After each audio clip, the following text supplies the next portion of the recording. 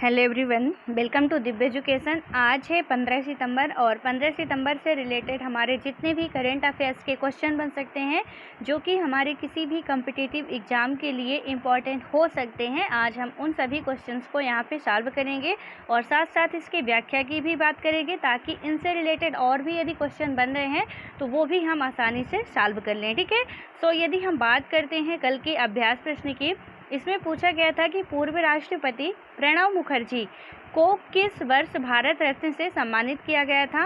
तो पहला ऑप्शन था 2010, दूसरा था 2015, तीसरा था 2017 और चौथा था 2019। तो इसका राइट आंसर हमारा हो जाएगा 2019। उसके बाद हम व्याख्या की बात करें तो इसमें बताया भी जा रहा है कि प्रणब मुखर्जी का जन्म 1 दिसंबर 1935 को पश्चिम बंगाल के बीरभूमि जिले यानी कि मिराती गांव में हुआ था। वह कांग्रेस के कद्दावर नेताओं में से एक थे। 2019 में उन्हें देश के सर्वोच्च नागरिक सम्मान भारत रत्न से विभूषित किया गया था। वह जुलाई यानी कि बात करें तो 2012 से 2017 तक यानी जुलाई 2012 से 2017 तक देश के 13वें राष्ट्रपति के रूप में रहे हैं। ठीक है, और अभी हाल फिलहाल में 14वें जो राष्ट्रपति के पद पर हैं वो कौन है? भारत के अभी जो राष्ट्रपति हैं रामनाथ कोविंद जी हैं। ठीक है, तो इनके बाद के ही हैं रामनाथ कोविंद जी। या की बात करें तो रामनाथ कोविंद जी के पहले के राष्ट्रपति जो है वो प्रणब मुखर्जी जी थे, जिनको 2019 में भारत रत्न से सम्मानित किया गया है। उसके बाद आता है हमारा अगला क्वेश्चन और इसमें बात की जा रही है कि भारत में हिंदी दिवस निम्न में से किस दिन मनाया जाता है।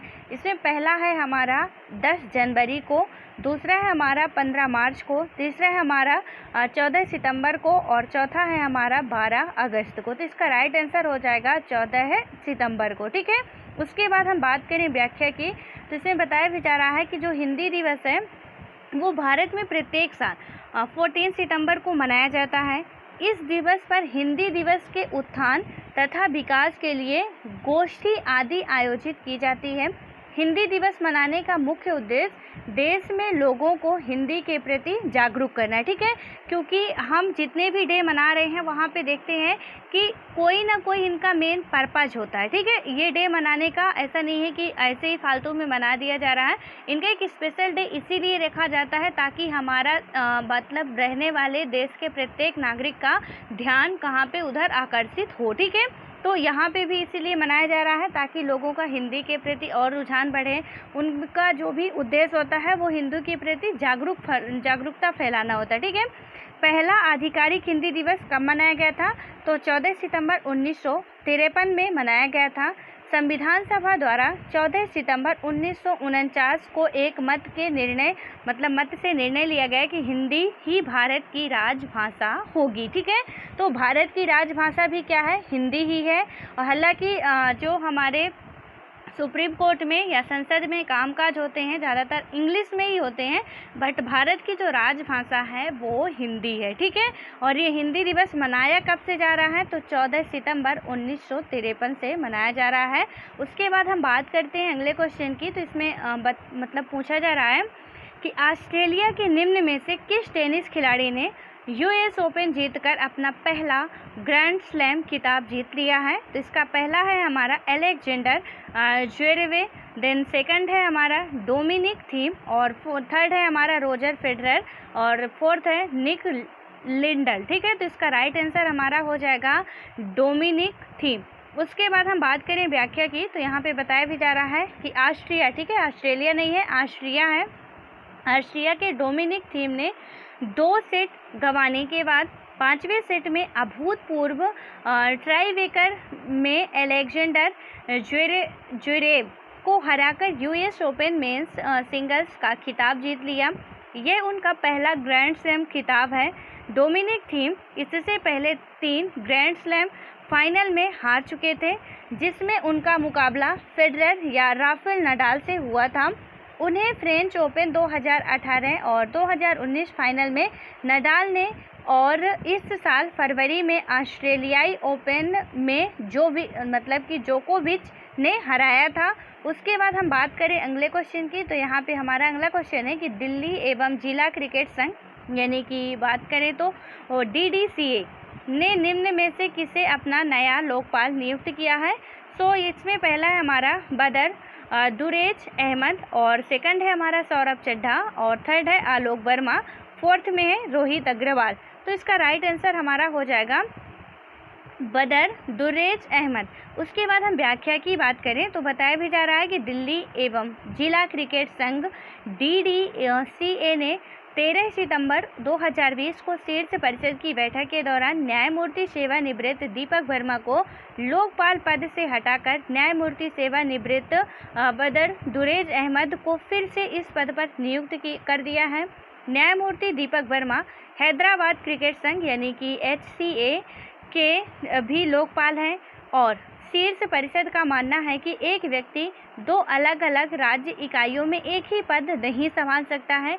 रिपोर्ट के अनुसार सौरभ चड्ढा को DDCA का कानूनी सलाहकार नियुक्त किया गया है। ठीक है, तो यहाँ पे सौरभ चड्ढा जी को भी किस में नियुक्त किया गया है ये भी याद रखना है। तो DDCA का कानूनी सलाहकार के रूप में सौरभ चड्ढा जी को नियुक्त किया गया है, और लोकपाल के रूप में किन्हें नियुक्त किया गया है तो बदर दुर्रेज अहमद को। और क्यों नियुक्त किया गया है, किसके जगह पे नियुक्त किया गया है, तो दीपक वर्मा जी की जगह पे नियुक्त किया गया है, क्योंकि ये दो जगह का कार्यभार संभाल रहे थे जो कि हमारे संविधान के खिलाफ है, इसीलिए मतलब कि इनके रूल के खिलाफ था, इसीलिए उनको एक जगह से हटाया गया और इनको रखा गया है। ठीक है, उसके बाद हम बात करते हैं अगले क्वेश्चन की।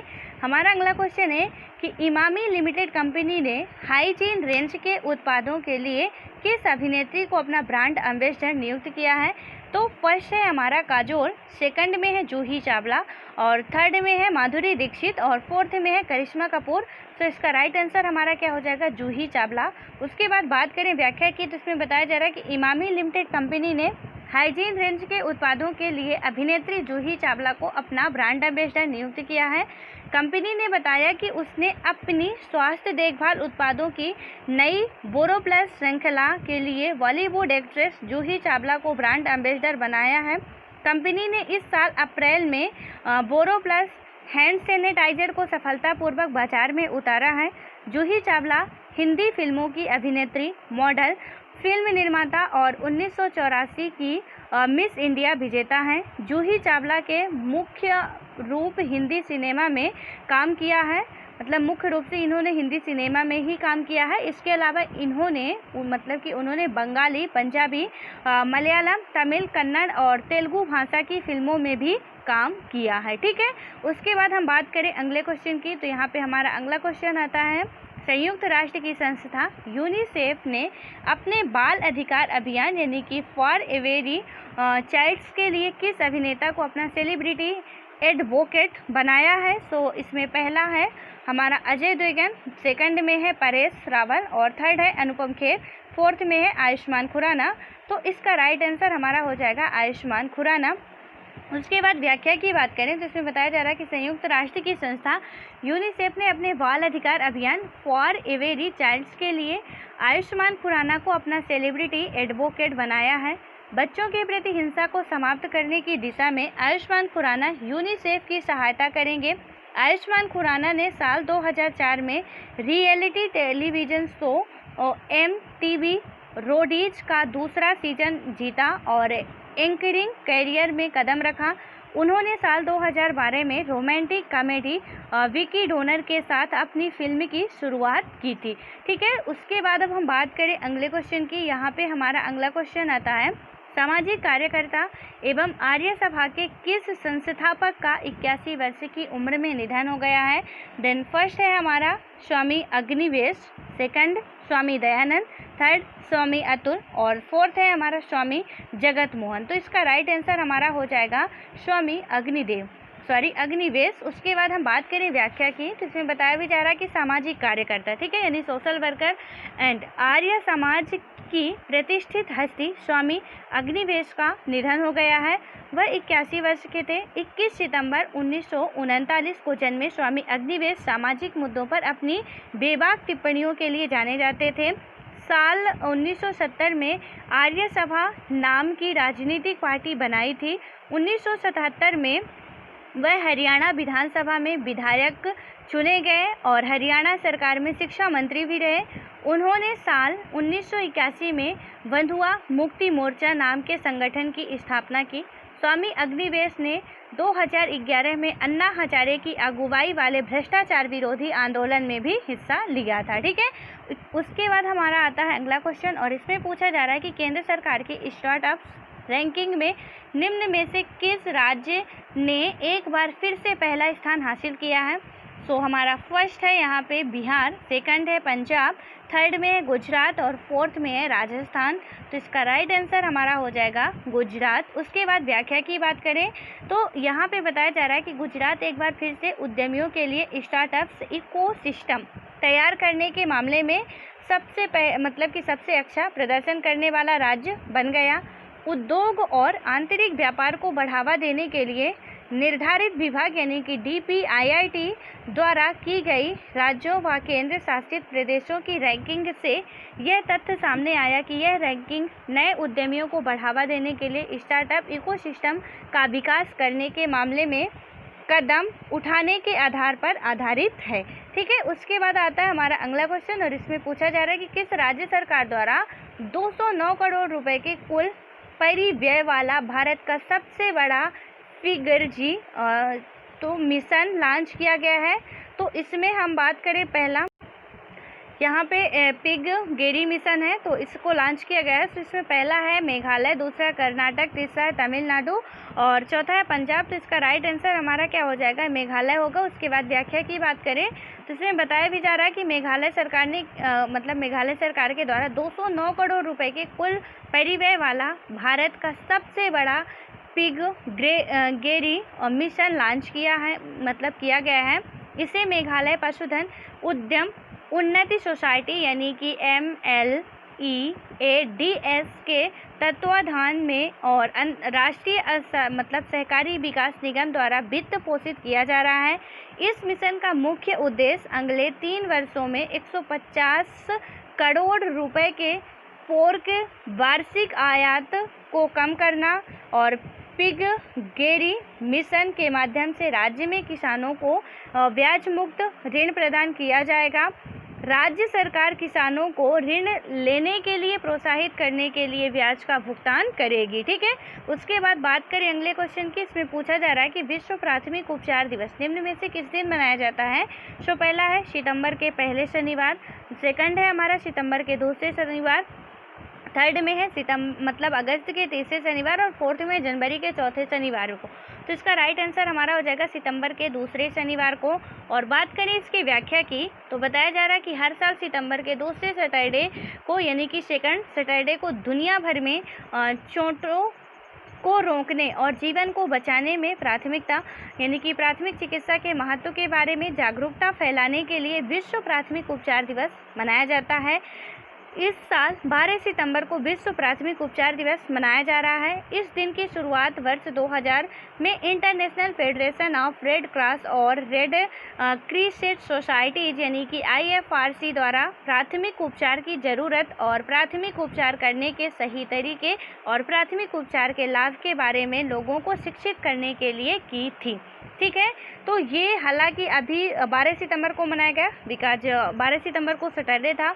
तो यहाँ पे सितंबर के सेकंड सैटरडे को मनाया जाता है, फिर वो चाहे 11 सितंबर को हो, चाहे 12 सितंबर को हो, चाहे किसी भी सितंबर को आए। ठीक है, तो यहाँ पे ये याद रखना हमको कि सेकंड सैटरडे को ये मनाया जाता है। और क्या मनाया जाता है, कि प्राथमिक उपचार दिवस जो है वो मनाया जाता है। ठीक है, उसके बाद हम बात करते हैं अगले क्वेश्चन की, जो कि आज का लास्ट क्वेश्चन भी है। और इसमें पूछा जा रहा है कि हाल ही में कर्नाटक के हुबली रेलवे स्टेशन का नाम बदलकर क्या रखा गया है। सो पहला है Shri सिद्धरूढ़ा Swami ji railway station, second है Swami Vivekananda railway station, third है आचार्य अनिरुद्ध महाराज रेलवे स्टेशन और फोर्थ है हमारा आचार्य शंकराचार्य रेलवे स्टेशन। तो इसका राइट आंसर हमारा हो जाएगा Shri सिद्धरूढ़ा Swami ji railway station.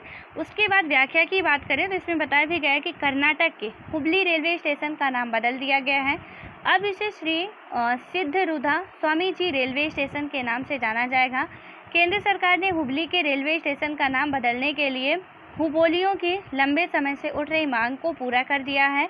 Hubli station का नाम जो दक्षिण पश्चिम रेलवे का मुख्यालय है और पिछले 5 वर्षों में दूसरी बार बदल गया है। इससे पहले साल 2015 में हुबली टू हुब मतलब कि हब-बल्ली, ठीक है, किया गया था। और श्री सिद्धारूढ़ स्वामी जी भारतीय हिंदू गुरु और दार्शनिक थे। तो यहाँ पे पहले भी नाम इसका बदला जा चुका है और फिर अभी बदल दिया गया है, ठीक है, तो दोनों ही याद रखना है। उसके बाद हम बात करें अगले क्वेश्चन की, जो कि आज का हमारा अभ्यास प्रश्न है और इसमें पूछा जा रहा है कि विश्व बौद्धिक संपदा संगठन यानी कि WIPO ने हाल ही में वैश्विक नवाचार सूचकांक यानी कि ग्लोबल इनोवेशन इंडेक्स 2020 की सूची जारी की है। इस सूची के संदर्भ में निम्न कथनों में से कौन सा यह कथन सत्य है? पहला है हमारा भारत इस सूचकांक के 48वें स्थान पर है। सेकंड है हमारा स्विट्जरलैंड, स्वीडन और अमेरिका शीर्ष 3 देशों में शामिल है। और तीसरा है हमारा भारत पहली बार शीर्ष 50 देशों में शामिल हुआ है। तो यहाँ पे पहला ऑप्शन हमारा हो जाएगा केवल 1, दूसरा केवल 2, तीसरा 1 और 3, चौथा 1, 2 और 3। तो इसमें आपको बताना है कि कौन सा इसका राइट आंसर होगा, ठीक है, क्योंकि ये क्वेश्चन जस्ट हम लोग अभी कल ही सॉल्व किए हैं। सो आई होप कि आप सभी लोग इसका राइट आंसर देने की ज़रूर कोशिश करेंगे। तो अब मिलते हैं नेक्स्ट वीडियो में, तब तक के लिए bye bye, all the best.